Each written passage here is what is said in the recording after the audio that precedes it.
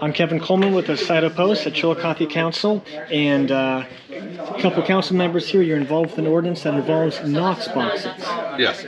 So Knox Boxes have keys to a building that allow us to gain access to them so we don't have to break down doors or break windows to get in. For firefighters. It's for the firefighters, yes. I'm still talking like I work at the fire department, right? But so they're a secure box that are mounted on the buildings, and the key is released by our dispatch, emergency dispatch center, to the fire truck, where the key is released and they have access to that box. So we started back in the early 2000s a loaner program for the Knox Boxes for residences, for older population, people that have maybe live by themselves, might have limited access to get to the door when they have an emergency, and may not be able to get to the door if they live by themselves. And so what we'll do, the fire department will go out and they will mount these on the residents, so then we have access to their property if they have to call 911, if they're having a heart attack, having a stroke. If they're able to get to the phone and call 911, but they can't get to the door to let us in, then the fire department can come there and access the property without having to take the door out or take a window out, and be able to provide help to that person.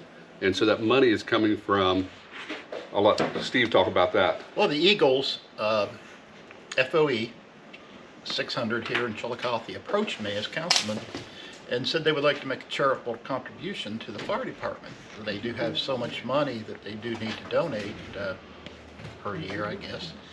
And so I approached the fire chief, and we just figured out Knox Box loaner program would be a good thing to donate to.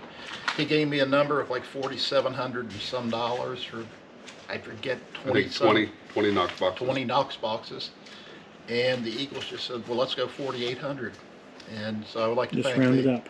the Eagles, the officers, the state, the local, and all the members for their kindness. All right, and that was rushed in after our first reading, so I believe. Right. Yes. Yep.